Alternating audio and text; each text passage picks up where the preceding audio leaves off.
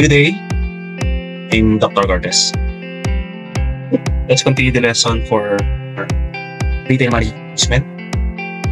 For this day, we're going to talk about the retail merchandising. And for those who are not yet familiar with me, so yun aking credentials. I call myself as the business doctor. Ating lesson ngayon, ating mga topics covered. We are now in week number 4, product assortment, category management, and inventory control. While for the learning outcomes, ito yung ating target. For example, define product assortment and its key components like width, consistency, hanggang differentiating between category management and traditional procurement. So we have a handful of lessons for today. I think only 4 topics.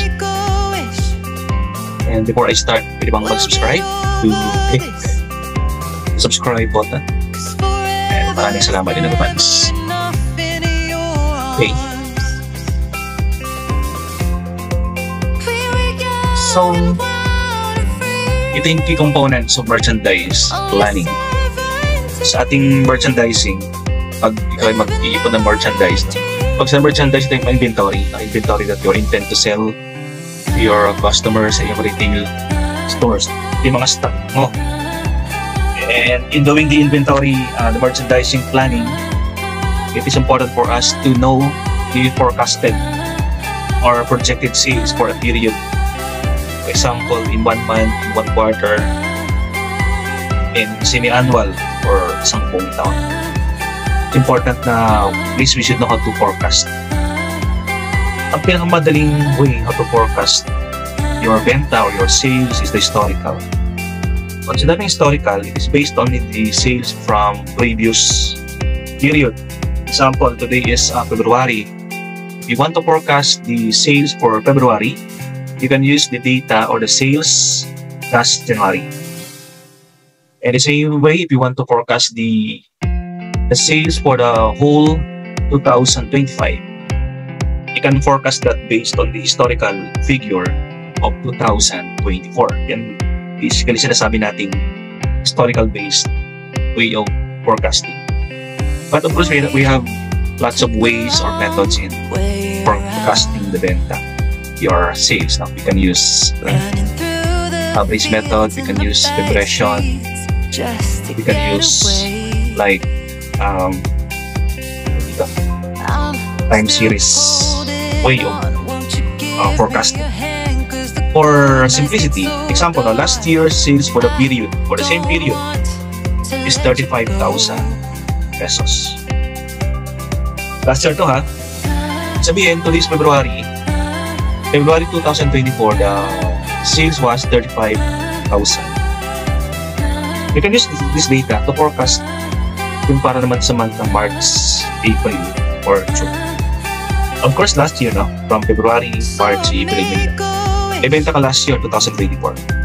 At bawat taon, nag-increase yung benta mo. Example, nag-increase ng 12%, nag-increase ng 25%, nag-increase ng 21%. So, para last year, from February to April, nag-increase ang benta mo na 25%. And from April to June, nag-increase ang benta mo na 21%. Okay? So, historical. Now, we can use this data in forecasting your sales for 2025. Sabi, February ngayon, but we can forecast already the sales for April 2025. Kasi based on the percentage increase from last year, historical. Okay? So, using the sales growth from last year na 12%. Ayan. Pwede natin gamitin yung data na yan in forecasting your February. Okay? So, February, 35,000. Tapos, nag-increase daw siya ng 12%. So, dagdagan mo lang 12% yung 35,000. So, 35,000 times 12%. So, 35,000 times 12%. That is 4,200. And 4,200 plus 35,000 your sales for February is 39,200. Okay? So, ganito ha. So, nag-20% and it came from your sales growth from last year. Yan. So, nagaling 25%, it came from your sales growth for April of last year. Ganun 21%. So, parang basically, ginagamit na natin yung data nung nakaraang taon in forecasting your sales now. That is historical cost. So, pag sa plan purchase, ito yung gusto mong bilhin, ano? Example, you're the merchandise or you're the retailer. Mas meron kang plan purchase, bibili ka ng mga products. Wholesaler, di ba? Retailer ka, then bibili ka sa supplier mo. The supplier can be a factory or a wholesaler. Ang tanong, ilang piraso ang iyong bibilhin? Saan ka magbe-base ng planned purchase? For a given period, example, for the month of February, ilan ang iyong planned purchase? For the year 2025, ilan ang iyong planned purchase? Okay. Now, in getting the planned purchase, meron ka ditong apat na component na iyong gagamitin or i-consider para malaman mo kung ilang piraso, magkano ang iyong bibilhin sa iyong supplier. Okay? So, planned purchase equal to planned sales plus planned reductions plus planned EOM. EOM means the end of month inventory minus the planned BOM. BOM means the beginning of month inventory. So, isa-isayin natin. Okay, ang hinaharap natin, ilang piraso ang ating bibilhin or magkano yung ating bibilhin. Dapat malaman mo muna magkano ibenta mo. Magkano ang plano mong ibenta. That is planned purchase. Right? For example, meron kang planned purchase, 10, for simplicity, 10 piraso ang iyong planned sales. Kung saan planned sales, ito yung balak mong ibenta. 10 piraso ka. 10 piraso. Okay? Plus, planned reduction. Ano yung planned reduction? Ito yung ibabawas, for example, discount or nasira or defective o ninakaw or kinupit. Okay? Sinasama natin yun sa pagbili. Kasi meron tayong allowance. Sama natin yung allowance para sa nawala, nasira, kinupit, or na-discount. Yung mga planned na reduction. Okay? Assuming, ang planned reduction mo ay 2 piraso. Sabihin, you are planning or you are anticipating na mayroong mawawala o masisira ang 2 piraso. Isasama natin yun. Okay? O, diba? Ang planned sales natin kanina, 10 piraso. Plus 2 planned reduction. 12 na yun. 12 na. Pero tanong, yun ba ang ating planned purchase? Hindi pa. Kasi, idadagdag pa natin dyan yung ating plan in ending of month inventory or ending inventory. Ibig sabihin yan, may bala kang matira na 3 piraso pagkatapos ng period. Yan ang planned ending inventory. Plano. Example, dapat may matira sa akin 3 piraso pagkatapos ng buwan. Dapat may matira sa akin 3 piraso pagkatapos ng taon. That is your planned ending inventory. 3. Okay? So, 5. So far. 5 plus 2 plus 3. Okay? So, 5, 10 is the planned sales plus 2 planned reduction plus 3 planned ending of month inventory. So, 10 plus 2 plus 3, that is 15. Kaya, 50 na ba ang ating planned purchase? Hindi. Kasi pag may natira, pag meron kang beginning of month inventory, sabihin, pag may hawak-hawak ka na, di ba ang balak natin 15 piraso yung ating bibilhin. Okay? Yan planned purchase, hindi pa, no? Kasi pag may natira kahapon or pag may natira sa previous year, yan ay ibabawas natin. O simple lang, di ba? Example, ngayong araw, kailangan mo bumili ng 15. Yan lang, may natira pa kahapon eh. Yan natira kahapon, isa.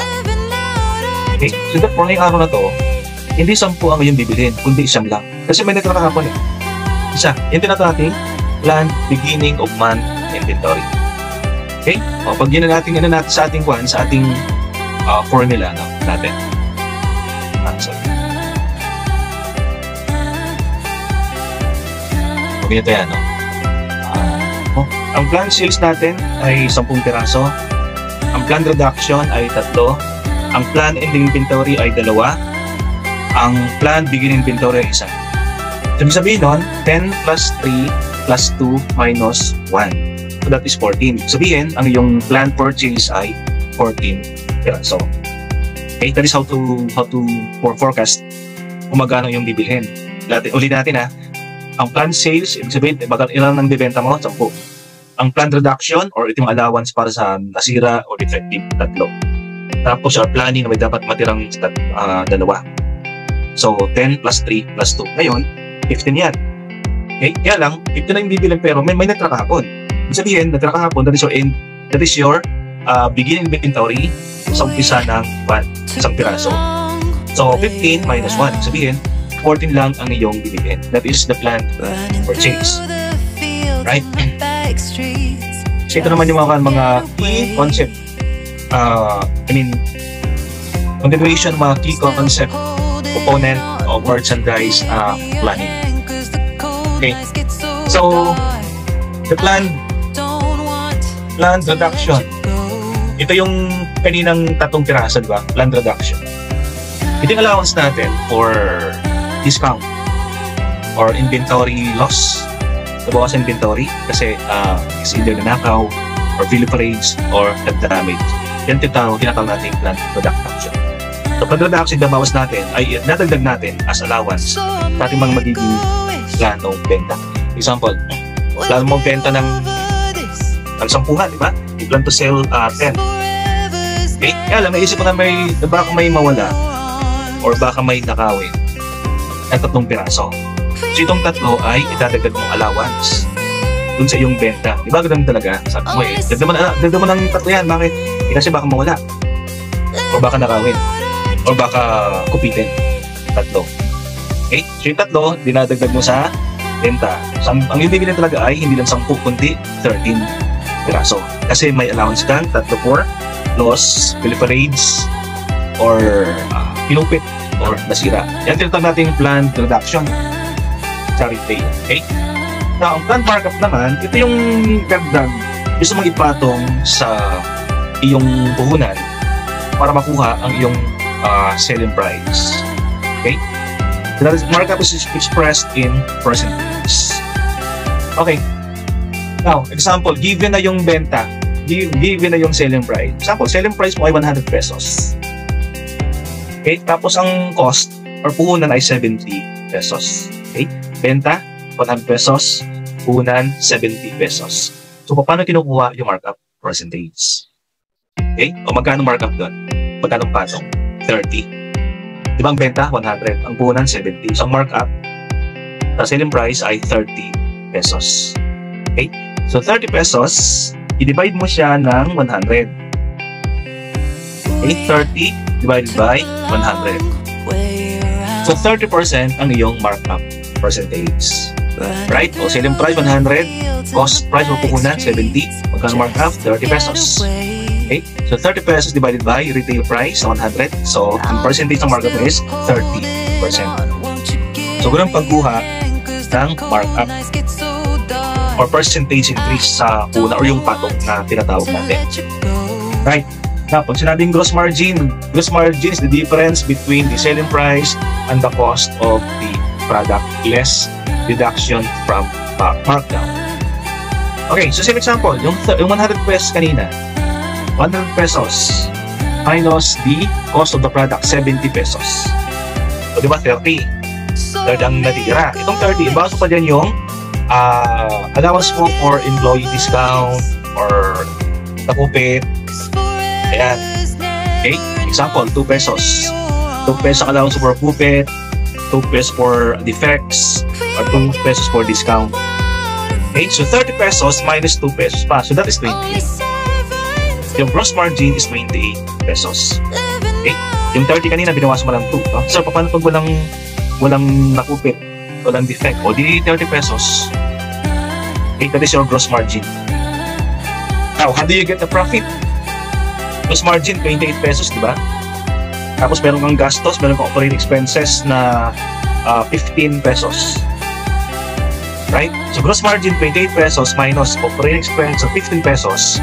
Ang matitira sa iyo ay 13 pesos. Yan tinatawag nating profit or tubo ng iyong business. So, basically, yung markdown, yung effects, yung return mo, binabawas mo yan para makuha ang gross margin ng iyong products. Okay, o yung BOM, nabang natin kanina BOM, beginning of month inventory. Sabihin, ito yung inventory mo or stock mo nung umpisa ng buwan or umpisa ng taon. Yung opposite is the EOM. EOM means the end of month inventory. So ito yung plano mong inventory na matitira sa'yo pagkatapos ng buwan. Example, February ngayon. Okay? Tapos sa beginning ng February, ibig sabihin, no, yung natira nung January, example, katapos ng January, may natirang 10 piraso. Yung 10 piraso, yun ang beginning mo ng February. Parang ganito lang yun eh. May natira kahapon, 2 piraso. So may kaninang umaga, yun ang beginning mo. Okay? So beginning ng stock mo ng January, na 10 piraso, yun din ang beginning of month inventory mo sa month ng February. Right? Tapos sabi mo, sige, pinaplano namin na pagkatapos ng February, dapat may matira sa amin. Ilang matitira? Sabi mo, 4. Okay? So, yung matitira, yung plano mong matira, tapos ng February, that is your ending inventory. Planned ending inventory for the month of February. Okay? O, sir, kailangan pa magplano matira, dapat meron. Okay, kapag bumili ka, dapat merong hindi eksakto. Dapat merong matira. Yan tinatawag nating planned ending inventory of the month. Okay? Now, how do you plan the inventory of your company? Meron tayong different methods of planning inventory. Itong una ay yung stock to sales method. Sabihin, yung stock mo ay nakadepende kung magkano ibenta mong product. So, formula natin, stock to sales ratio ang tawag natin. The first method is stock to sales ratio method. So, paano natin kinocompute yan? So, dapat alam mo yung stock on hand sa katapusan ng February. Example, katapusan ng February. May plano kang matira, 4 na piraso. That is your stock on hand end of the month. Okay? 4 na piraso. Example, ang bawat isa ay 10 pesos. So, 4 piraso times 10 pesos, that is your value of the inventory. Yan yung nasa taas. Okay? So, 4 na matitira sa month of February multiplied by 10 pesos na value. So, that is 40. Okay? Then, for the month of February, ang total benta mo ay 1,500 pesos. Actual sale is 500 pesos. Okay? So, ang denominator mo, ang numerator mo is 40. Ang denominator mo ay 500. Actual sales, no? Month of February. So, simply divide 40. 40 divided by 500. Okay? So, ang iyong stock is 8%. Ayan. Oh, by the way, no? Pag sinabi yung planned beginning of month inventory, ito yung kanina, no? Planned beginning inventory. Ito yung sa umpisa ng 1. Okay? So, yung numerator is 40 pesos. The denominator is 500. So, simply divide. Ang sagot nyo ay 0.08 or 8%. Ibig sabihin, you are planning na ang matitira ng inventory sa'yo ay 8% ang total na benta. Hindi pwedeng walang matira. Laging meron ka dapat matitira. The ending inventory. Okay? Sir, magkano? O, depende sa ano. I-base mo sa benta. Ang benta 500, ibig sabihin, 8% 500 ay dapat yan ang yung ending inventory. Or matitira. Huwag masyadong marami 8% lang. Kasi huwag masyadong marami, baka walang bumili, baka masaling ka. Okay? Huwag rin masyadong kukonti. Kasi para meron kang allowance. Kung susunod na period. Kasi guys, no, yung ending inventory mo ng February, yan din magiging beginning mo ng March. Ibig sabihin, sa start ng March, meron ka ng hawak-hawak na inventory. Okay? Meron ka ng pagsimula na 8% ng benta. That is 40 pesos. Okay. So the next one, the next type of planning the inventory, basic stock method of planning the inventory. Okay, so in this method, the basic stock method, the buyer believes that he needs to carry a certain amount of inventory in the store at all times. Okay, so kanina sa pinakauna kasi, no, ang pinaplano natin ay kung magkano matitira sa end ng period or end ng February. Ito naman, sa concept na pangalawa, hindi lang inventory. The whole time, dapat meron kang hawak-hawak na stock para safe. Yun ang basic stock method na tinatawag natin. Then how you compute inventory under this method. So average monthly sales for the season. Ito guys, no, alamin muna natin yung average monthly sales for the season. Okay? So, pag sa buong 2025 daw, ay meron kang planong 1,200,000 na benta. O 2025 na. Yan tinatawag natin total planned sales for the season. Forecast to ha. So nagaling forecast na yan. Masabi yung plano na yan. Pina-forecast natin yan. Based sa data ng 2024. Right? Then you divide that by number of months in the season. Ilang months ba sa 2025? O diba? 12 months. So divided by 12 ang ating gagawin. So, palagi bang 12 months ang isang season? O, pwede hindi 12 months. No? Kasi pag sinabing season, ito yung time na nagbebenta ka lang. Pwede isang 10 months lang eh. Pwede isang 9 months lang. Depende sa'yo. Kasi may mga times na may mga months sa 2025 hindi masyado malakas sa benta. Example, pag ang yung product ay pang summertime lang. Okay? So, ang season mo maikli lang. Kasi maikli lang summertime natin. Pag yung product mo lang ay pang rainy season, siguro 10 months lang or 9 months lang. Hindi mo sinasama yung summertime. Yan tinatawag nating season. May mga products na whole season mong ginagamit. Gusto from January to December ginagamit mo yun. Pag 12 months, so divide by 12 months. Example, 1,200,000 ang yung total planned sales for the season divided by 12. Okay, nasagutin is your average monthly sales for the season. Right. Now, paano mo naman kunin average stock for the season? Ang stock ay iba sa benta. Okay? Kasi ang stock mo dapat mas malaki sa benta. Pag sinabing stock, ito yung mga merchandise na intended for sales. Example, yung average sales for the season is 10 piraso. Yung stock mo dapat mas mataas sa 10 kasi meron tinatawag na yung allowance. And how do you get the average stock for the season? Total planned sales for the season. Example, planned sales natin yung kanina, no? 1,200,000. 1,200,000 total planned sales for the season. Okay, divided by estimated inventory turnover rate for the season. Pag sinabi estimated inventory turnover rate, sa loob ng isang taon, ilang beses na ibibenta ang mga inventory. At tinatawag natin siyang inventory turnover. Right? Okay, example. Sa isang taon, 5 times mong naibibenta ang iyong mga inventory. 5 times, no? Yan tinatawag natin estimated inventory turnover for the season. 5 times. Right? Hindi bawat buwan, 5 times. Turnover rate, tama natin. Okay? With 1,200,000 divided by 5 times.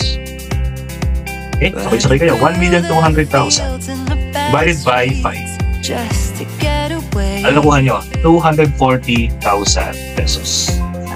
Yan tinatawag nating average stock for the season. The value of the average stock for the season is 240,000 pesos. Okay? Wala nakuha. 1,200,000 na planned sales natin divided by 5 times. O saan ako yung 5 times? Invento natin 5 times. Ako marin 5 times. 5 beses, isang taon, ay bibenta ang mga merchandise. That is the estimated inventory turnover. Okay? So, pwedeng 6 times, pwedeng 5 times, pwedeng 4 times, pwedeng 10 times. Pag sinasabi natin inventory rate turnover. Okay? So, nakuha sa calculator nyo, 240,000. That is the average stock for the season. Right? Next method, the week supply method. Sabi dito, retailers will need to maintain a control over the inventories on a weekly basis naman. They use this method. Okay, may mga products na you can control, you can count buwanan or taunan. Yung malaki inventory, example, sasakyan. Pag yung binibenta ay mga sasakyan, pwede mong bilangin yan, i-control yearly kasi kunti lang, palalaki naman yan. Kunti lang naman. Pero pag may mga products na maliliit or mabilis gumalaw or fast-moving inventory, ito yung mga inventory kinokontrol natin on a weekly basis. Okay? Example, mga ballpen. Ang ballpen kasi mabilis mabenta eh. Mga gamot, mabilis mabenta. So, in weekly, kinokontrol natin yung mga inventory na ginawa. Yung mga fast-moving tapos maliit. Okay? So, retailers will need to maintain a control over the inventories on a weekly basis, so pwedeng gamitin. Alright. So, BOM stock. Once again, what is BOM? Beginning of month inventory or beginning of month stock. So, paano natin kinukuha ang beginning of month stock? Average weekly sales times number of weeks to be stocked. Example, today is February. Yung beginning niya, nung start ng yung start ng February, di ba? Now, yung beginning inventory sa month ng March. So, kasi ang February, umpisa na. Gusto mo malaman ang BOM sa month ng March or beginning inventory sa month ng March. March 1. Yung malaman, magkano inventory natin sa March 1? That is beginning of month inventory ng March. So, how do you compute? Average weekly sales times number of weeks to be stocked. Yan. Example, average weekly sales natin for the month of March, 10,000 pesos. Okay? Tapos, ilang weeks sa March? So, 10,000 times 4, that is 40,000. So, 40,000 ang iyong beginning of month stock for the month of March. Paano meron kang benta sa March? No? Kasi pag hindi ka bumili, pag hindi ka nag-purchase sa month ng March, you will rely on the beginning inventory. Eh, ganito, no? Kumari, February ngayon, di ba? Tapos hindi ka bibili sa month of February. So, wala kang purchase for the month of February. Saan ka kukuha ng stock? Yung stock mo ng beginning ng February o yung natira ng January. Right? O, baga natira ng January, 10,000.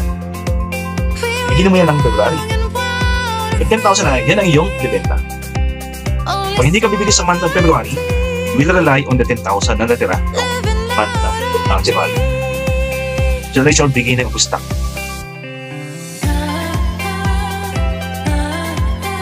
Okay, so moving on. Ito naman yung merchandising. So, merchandising process pa rin tayo. Ito naman yung the open to buy method. The concept of open to buy has two folds. Pag sinabing open to buy, wala kang pinaplano basta kailangan open, di ba? Pwedeng sobrang dami. Pwedeng konti lang pag sinabi nating open to buy. So, itong open to buy concept, pwede mo siyang gamitin sa iyong mga merchandise inventory.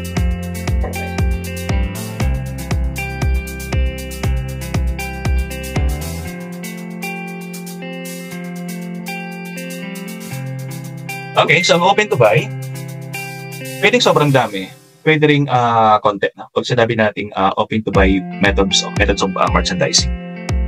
Ginagamit ito, a concept of open to buy has twofold depending on the sales of the month and the reduction, the merchandise buying can be adjusted. So, adjustable ang open to buy. Kaya nga open to buy yan. Wala kang sinasabi dito na dapat 10 piraso lang, dapat 20 piraso lang for the month of March. Walang ganun. Kasi open. Pwedeng dumami, pwedeng kumonte.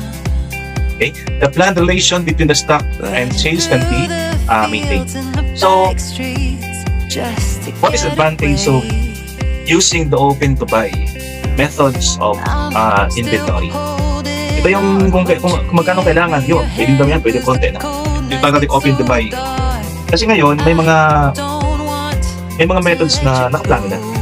Example, for the month of March, 10 piraso lang tayo. For the month of April, 20 piraso. For the month of May, 30. May ganun eh. Pero pag sinabing open to buy, walang ganun. Pwedeng marami, pwedeng konti. Basta huwag lang masyadong marami. Kasi pag masyadong marami, maggastos eh, no? Maggastos ka sa storage fee, maggastos ka sa guard, maggastos ka sa refrigeration ng products. Pag masyadong marami. Pag masyadong konti naman, lost opportunity naman. Example, nabili mo, 5 piraso lang, yung pala, dami bibili. No? Sabi mo, sayang pala, dapat dinamihan natin. So, pag kunti lang binili mo, frustrated. Pag sobrang dami naman, frustrated ka rin. Ay, sayang binili natin. No? Yung binili mo, 50. Sayang lang. Gasto pa sa refrigeration, mas arong gasto sa guard. Kaya ganun ginagawa natin. Minsan, kung kailan kailangan, yun mo lang binibili yung product or yung merchandise. Okay? Basta open to buy, huwag masyadong marami. Okay? Don't resort to overbuying kasi sayang yung kuryente, sayang refrigeration. Huwag rin gagamit ang underbuy. Kung sabi underbuying, kulang. Kung sabi natin kanina, no? Minsan, kulang binili mo, so frustrated ka. Na dapat at least eksakto lang ang binibili mo. Pag ginamit po ang open to buy merchandise inventory, it prevents loss of sales due to unavailability of the required stock. So dapat ay katamtaman lang. Okay? Huwag masyadong konti. Kasi pag konti, no, meron kang loss sales. Kasi wala kang stock. Okay? Maintain purchases within the budget limits. O Kaya nga nag-open to buy tayo. Pag kaya namang katamtaman lang, kaya naman ng budget, no? Huwag ka mag-overbuying, hindi kaya ng budget. Right? Huwag ka rin konti ang bibilhin kung may budget ka naman. So, maintain the purchases within the budget limit. Okay? So, pag masyadong madami yung binili, sayang lang kasi excessive. Marami kang gas, excessive storage fee. Right? Now, here's an example of an open-to-buy plan for a single man. Open to buy, no? Open to buy merchandise. OTB ang tawag natin dito. OTB. Okay. So, ano mong gagawin in using this merchandise method of buying? Dapat alam mo kung magkano ang iyong ibenta. That is the plan. See, kunwari, $15,000. Right? Then, idagdag mo dito yung plant markdown. Pag sa plant markdown, ito yung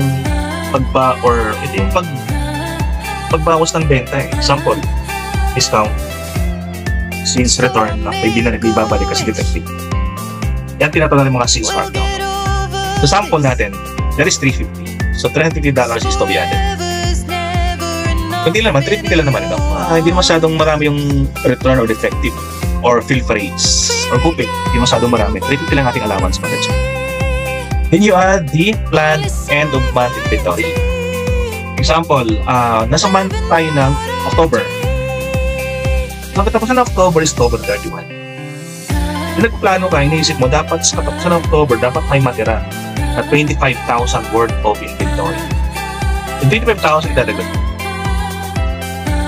Right? So, pag inat mo yan, 15,000 plus 25,000, that is 40,350. 40,350. 15 plus 350 plus 25,000. 40,350. Yan ang balak mong bigyan. Yan ang nakita mo ng beginning ng October 1. Meron ka palang natitira. From month of September, may natira pa. So, automatic. That is your beginning for the month of October. Okay? Kung balak mong bumili ng worth ng merchandise, di ba? Worth 40,350, meron pa palang natira. Nung month of September. Magkano? 30,000. Alright? So, 40,350, ibawas mo dyan yung natira noong September, ang bibilin mo lang ngayon ay 10,350 lang. Right? Kasi may natira noong month, no? September. Gamitin mo yan. Sayang naman. So, 10,350 ang iyong OTP. Or open to buy. Moving on tayo, guys.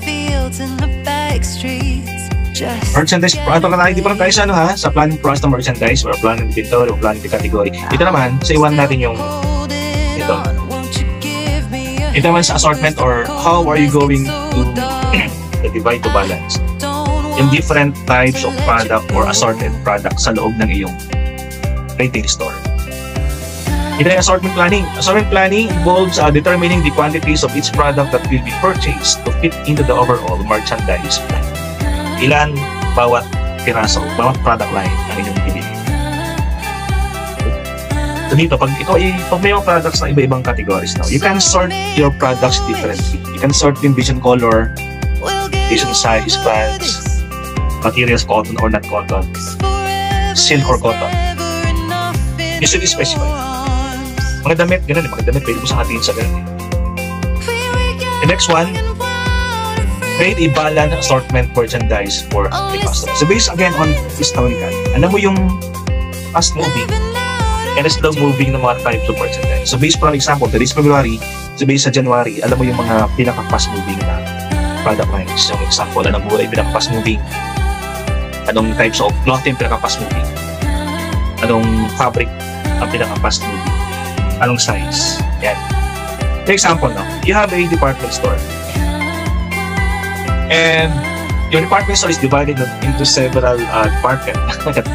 Department store na, you can still divide into several departments. Siyempre, may mga department na pang women's wear, men's wear, di ba? Okay. Sa department ng men's wear. So, if you can imagine, ang daming products ano. Right? May pantalon, may pants, may sweatshirts, may jackets, may shirts, may trousers, and accessories like belt, like belts for men, for male. Okay, itong menswear, you can still subdivide siyempre into different product lines. Kasi pwede siyang shirts, pwede siyang jeans, pwede siyang trousers, pwede siyang accessories. Right? In each product line can still be subdivided into depending on the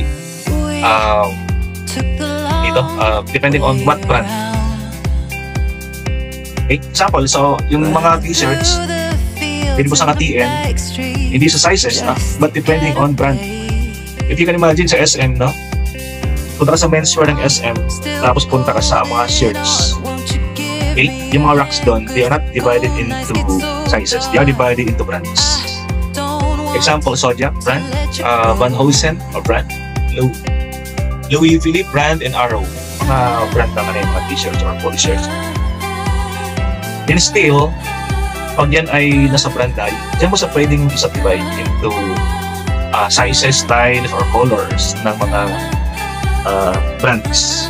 And that is one basic way of subdividing yung mga products. Alright?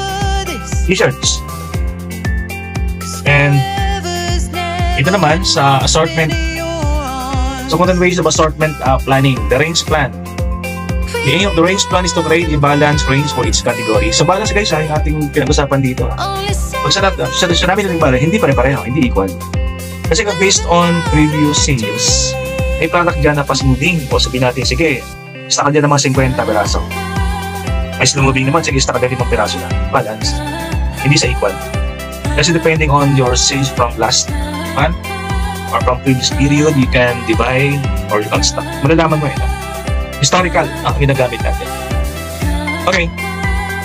Range planning should take care of the number of items options available to the customer should be sufficient at all times and should be such that it helps the customer make a choice.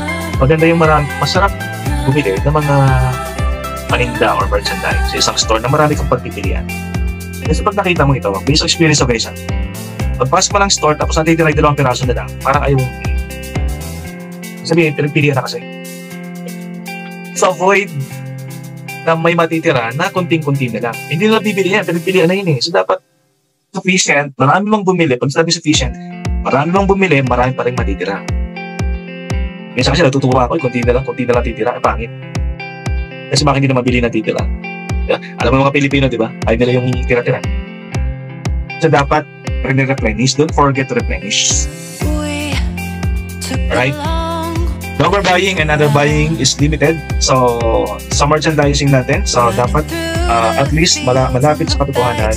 Kaya sa sales from, example, February, then January, nakabenta kayo 100. Right? 100 So at least, malapit sa 100 ang mabibenta nyo sa month ng February. So, huwag kang mag-stock ng 1,000 kasi sobrang dami niyan. Huwag ka mag-stock ng 5 piraso kasi sobrang kunti niyan kasi 100 ang average eh. Malapit lang sa katotohanan. So avoid overbuying and underbuy ng stock para sa iyong display sa iyong retail store. Right.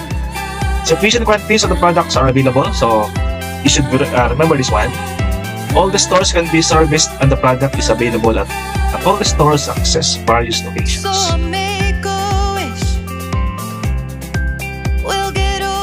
So still part of assortment planning.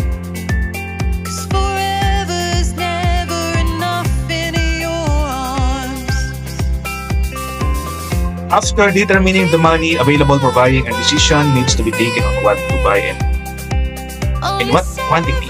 Step number 1, identify the attributes that the customer would consider while buying the product. So sige na lang, for simplicity, anong lang tayo yung damit? O siyempre lalaki, so clothing for males. Ano mga attributes mga damit na padalaki? At least minsan, ito yung mga tinitingnan natin, pwede siyang depende sa size, no? Colors, saan materials gawa, fabric, cotton, silk, functionality, saan sa pwedeng gamitin, or product benefits. Pag sinuot mo yung product na yun, tingin ko sarili mo ay saucy product benefit. Pag sinuot mo ba yan, ikaw ay mukhang macho, mukhang mayaman, mukhang may kaya. So, product benefit. Yung functionality naman, depende sa gamit, di ba? Kasi hindi pwede maganda, pwede gamitin sa hiking, baka madaling masira. Yung aesthetic is different from functionality kasi minsan yung aesthetic, maganda lang tingnan. Pero functionally, hindi sa pwedeng gamitin. Example, hindi sa matibay. Hindi pwede pang swimming, gano'n. Magandang tingnan, pero hindi pwede pang swimming. Number 2, identify the number of levels under each attribute. Kasi, pag may mga products sa sobrang sa clothing or sa t-shirts ng may, di ba? You can subdivide that into like 5 levels eh. Ibig sabihin, pag na-divide mo sa example, clothing, t-shirt or polo, yung t-shirt, subdivide mo ba yan into sizes eh. Or into colors, no? Then you can still subdivide. Makaabot ka sa pinakailalim. Mga 4 levels, no? May products na you can subdivide into 4 levels. Kasi sobrang dami ng attributes na pagpipilian. And based on the attributes, dapat lahat ng attributes ay meron kang stock. Kasi may ma-customize na, alam mo, walang bibili, di ba? So, ibig sabihin, mag-stock ka, depende sa sizes, lahat, small, large, medium. Mag-stock ka, depende sa kulay, black. Mga available na black, cream, or white. Mag-stock ka based on materials, cotton, silk. That is number 3. Then the process of merchandise planning may be top-down or bottom-up. Top-down yung yung ginagawa natin. Ibig sabihin, you can subdivide your t-shirts or clothing pababa. Ayan. So we have a sample of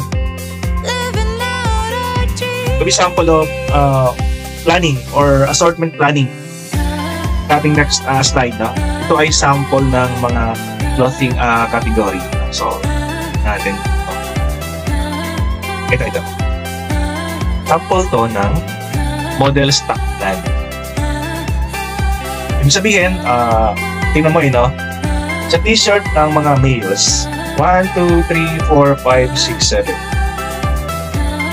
So meron siyang 7 levels. So ganun karami yung attributes. Ganun karami yung ina-stockan mo. So hindi lang dapat as much as possible na may stock eh. Depende sa movement ng last month or last period. Pero at least meron siyang laman. Example, yung men's t-shirt, yung ating category. Meron kang 1,000 peraso.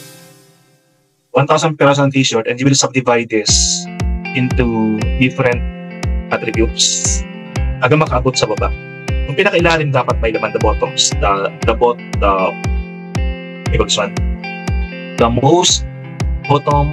bottommost part of the model.